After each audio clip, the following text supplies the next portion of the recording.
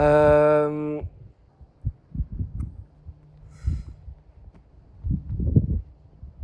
En un calme tellement profond que j'arrive plus à le ressortir physiquement. Donc j'essaie de le ressortir artistiquement parce que c'est quelque chose qui me tape. Je pense que c'est dur pour chacune et chacun à sa façon.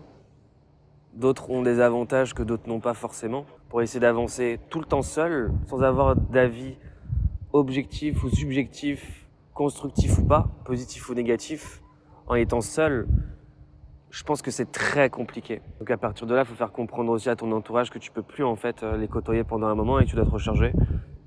Ou même juste apprécier le silence pendant 1 heure, 2 heures, 3 heures avec des amis que tu as autour de toi ou ta famille et que les gens comprennent pas. Ça, je trouve que ça a un lien direct avec la difficulté artistique dans laquelle je vis. Je commence à voir à peu près la route que je veux prendre et qui m'allège en tout cas et qui me conforte. C'est de me dire que on a toute une vie pour faire des expériences. Mais d'un côté, c'est aussi ravaler un peu certains credos, certaines valeurs. Je pense que je me conforte énormément et ça me va. Je pense que ça me colle carrément à la peau, le fait que ce que je fais, ça soit... Mais je pense que c'est ça le plus dur. D'aussi cette situation de nomade, de devoir bouger de ville en ville, de pays en pays, de capitale en capitale, de village en village. Ça c'est dur à adopter et je pense à te dire voilà, t'as le monde et c'est le monde qui doit t'inspirer et c'est ce que tu vas découvrir dans ta vie qui va t'inspirer. C'est pas comme si tu laissais des bouts de toi-même, des bouts de ton âme, comme le petit pousset, tu dissémines des petits haricots partout.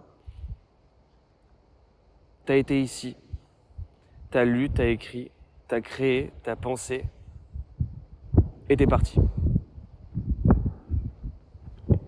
C'est marrant parce que je pense du coup à l'amour. J'ai l'impression que c'est un peu comme ça. C'est marrant.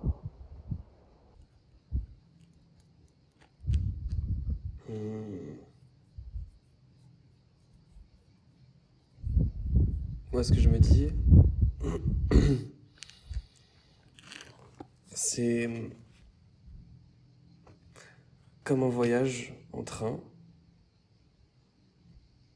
Je pense que l'amour, c'est un risque.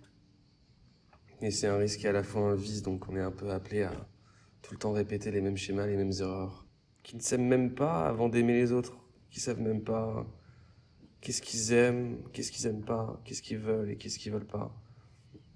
Et ils pensent pouvoir aimer quelqu'un sans connaître ça. Après, pour moi, c'est plus comme un plat de pâtes. T'as le soleil ou pas, t'as la mer ou pas, y a tout qui te conforte, ton appartement, ton cercle social, tes potes, ta famille. T'as déjà tout. Mais tu sais que l'amour, c'est un supplément. Mais c'est ça qui est à la fois d'autant plus intéressant puisque cette sauce-là, ce sel, cet assaisonnement, ces épices, et il va falloir aussi que t'en remettes. Si t'es en fait avide de cet assaisonnement ou de ce sel ou de ce que tu veux, pour moi, c'est ça la solitude. C'est ça être solitaire. C'est que t'es seul avec ta propre âme. Mais ta propre âme, finalement, qui... Sinon, enfin... C'est comme dans une relation, un couple. Il n'y a pas qu'une seule vie, tu ne vis pas à travers l'autre. Il y a 3 vies. T'as la tienne, t'as celle de ton ou ta partenaire, et t'as la 3e vie qui est la relation. Donc faut juste pas s'oublier, et généralement les gens s'oublient et font les mêmes erreurs après à chaque fois.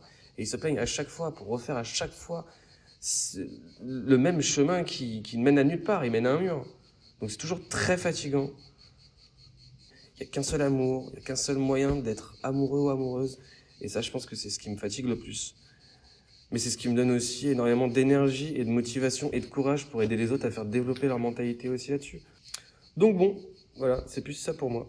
À une chaîne d'un mur et que j'étais vraiment emprisonné en fait, alors que j'avais la clé par terre en face de mes pieds et que je pouvais l'utiliser pour sortir. Mais j'arrivais pas. Et maintenant c'est différent. Complètement différent. Tête.